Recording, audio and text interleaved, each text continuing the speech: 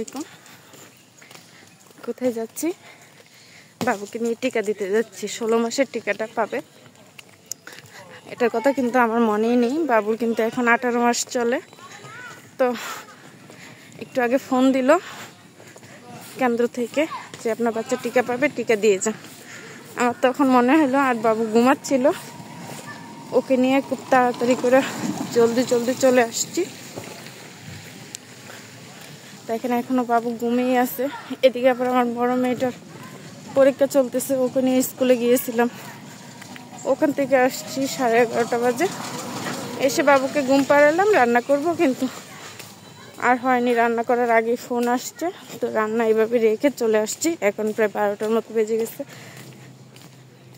ওকে আগে টিকাটা দিয়ে তারপরে রান্না করব আর কি। বাবু কিন্তু ঘুমাইতেছে। আর এদিকে গ্রামের রাস্তা খুব কাদা, হাঁটা যাচ্ছে না। রাস্তা দিয়ে আসা যেত অনেকটা দূর হয়, কিন্তু আর এই সময়টাতে রিক্সাও পাওয়া যাবে না। এই জন্য তাড়াতাড়ি করে এদিকে চলে আসলাম, বাড়ির ভিতর দিয়ে আর কি। তো প্রায় গনিয়ে গেছি আশা। টিকাটা দিয়ে তারপরে যাব।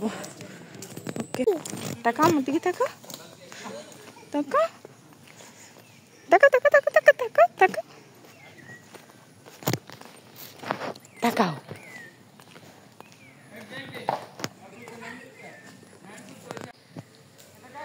আমরা কি টিকা দিয়ে আসছি?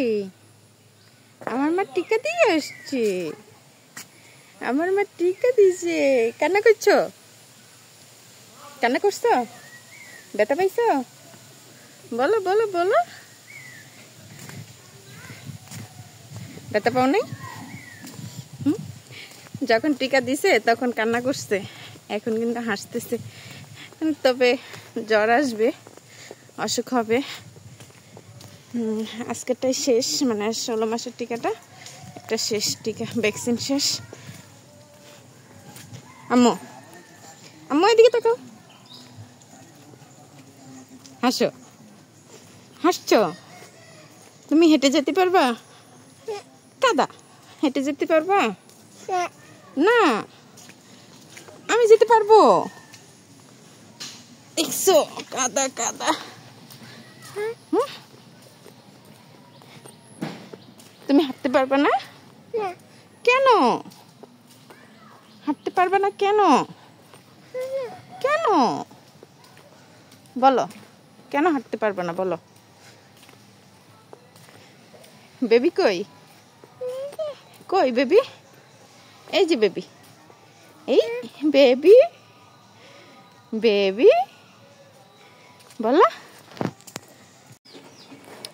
আর এই যে দেখেন, ডাক্তারের ওখান থেকে এসে টিকা দিয়ে এসে বাবুকে রেখে ভাত রান্না করে ফেলছি। আর এখন রান্না করলাম কলা দিয়ে, কাঁচা কলা দিয়ে মাছ রান্না করছি। রান্না তো আমার প্রায় শেষ, আমি রান্না দেখাইনি।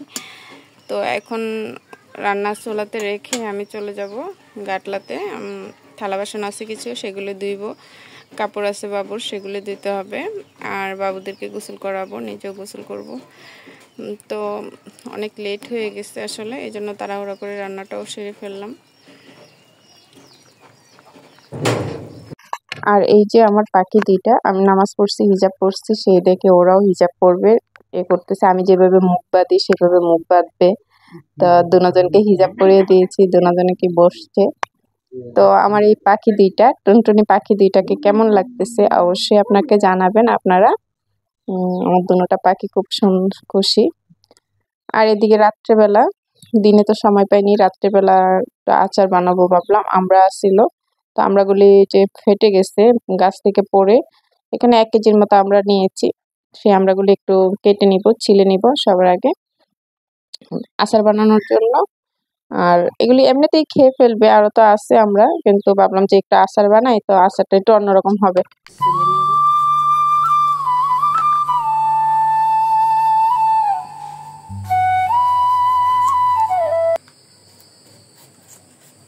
হ্যাঁ বলো বলো, তুমি বলো। 1 2 3 4 5.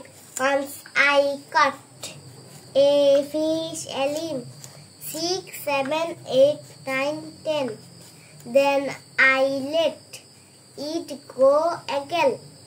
1, 2, 3, 4, 5. Once I caught a fish, a limb.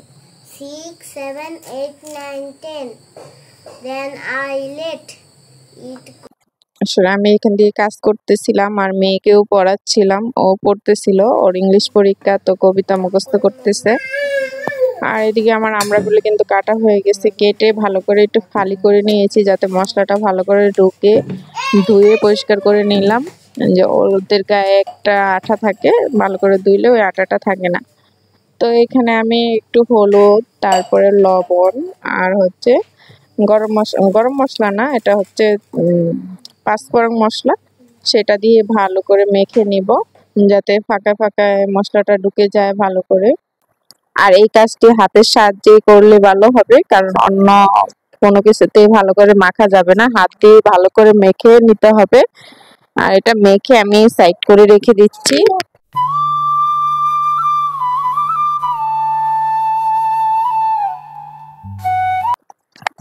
আর এখানে নিয়েছি আমি একটু রসুনগুলি ছিলে নিয়েছি, দেশি রসুন আর আদা, এটাও রাখলাম। আর এখন চলে আসলাম রান্নাটা করতে, আচারটা বানানোর জন্য। কড়াইতে আমি সরিষার তেল দিয়ে দিয়েছি 1 কাপের মতো। আর সেটা যখন গরম হয়েছে তেলটা, তখন আমি আদা কুচি আর রসুন কুচিটা দিয়ে দিয়েছি। আর যখন রসুনটা আর আদাটা একটু ভাজা ভাজা হয়ে গেছে, তখন আমি সেখানে মেখে রাখা আমড়াগুলি দিয়ে দিলাম, দিয়ে একটু নেড়ে চেড়ে কষিয়ে নিব। আর যখন একটু কষানো হয়ে যাবে, তখন এখানে দিয়ে দিব চিনি। তো আমি চিনিটা আমার পরিমাণ মতো দিয়েছি, 1 চামচের থেকে একটু বেশি দিয়েছি। আর এই চিনিটা একদম কমই দিয়েছি, কারণ আমি আমড়াতে অন্য এক্সট্রা কোনো টক ব্যবহার করব না। যেরকম আপনারা যদি চান টক ঝাল মিষ্টি করতে পারেন, তাহলে জালটা বেশি দিবেন আর টকও দিবেন, তেঁতুলের টকটা দিবেন, তাহলে এটা টক হবে আবার মিষ্টিও হবে। আমি ঝালও বেশি দিচ্ছি না, আমি তো কোনো শুকনো মরিচ দেইনি, কারণ আমার বাচ্চারা খাবে। আর এখন একটু গুঁড়া মরিচ দিয়ে দিলাম যাতে একটু কালারটা সুন্দর আসে, এই জন্য আমি ঝালের জন্য কোনো মরিচ ব্যবহার করিনি। আর সেই সাথে দিয়ে দিচ্ছি এখন পাঁচফোড়ন। তো পাঁচফোড়নটা দিয়ে আমি ভালো করে, মশলা দেওয়া শেষ আমার, এখন এগুলিকে সিদ্ধ করে নিব। আমি এখানে কোনো এক্সট্রা পানি ব্যবহার করব না, পানি ব্যবহার করলে আচারটা নষ্ট হয়ে যায় তাড়াতাড়ি, আর আমার এটা থাকবেও না, যেহেতু আমি এটা রাখবো না। তো আমি পানিটা ব্যবহার করি নাই, আমি তেল দিয়ে এটা সিদ্ধ করে নিয়েছি। এই যে দেখতে পাচ্ছেন আমার একদম আচারটা এখন হয়ে গেছে। আমি ঢাকনা দিয়ে 15 থেকে 20 মিনিটের মতো জাল করেছি একটু। তো দেখুন আমার আচারটা রেডি। আর আচারটা দেখতে কতটা লোভনীয় হয়েছে, একদম সহজভাবে আমি দেখিয়েছি। ঘরে থাকা কিছু উপকরণ দিয়ে হয়ে যায়, এটার জন্য এত ঝামেলা করতে হয় না, এত কিছু স্পেশাল ভাবে বানাইতে হয় না। তবে আপনারা যদি এটা সংরক্ষণ করতে চান, তাহলে অবশ্যই এখানে একটু ভিনেগার ইউজ করবেন। আমি এটা সংরক্ষণ হবে না, এটা আজকে রাত্রে শেষ হয়ে যাবে। তবে রাত্রে শেষ যদি নাও হয়, দিনে শেষ হয়ে যাবে, রাত্রে তো তেমন হয়তো বা কিছু খাবে না, দিনের বেলাতেই শেষ হয়ে যাবে।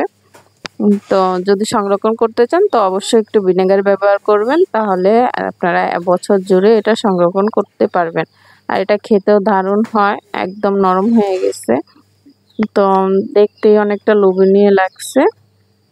তো আমার যদি ভিডিওটি ভালো লাগে, আমার আচার তৈরিটি যদি আপনাদের কাছে ভালো লাগে, তো অবশ্যই আমাকে কমেন্ট করে জানাবেন, একটি লাইক করে দিবেন, চ্যানেলটি সাবস্ক্রাইব করে পাশেই থাকবেন।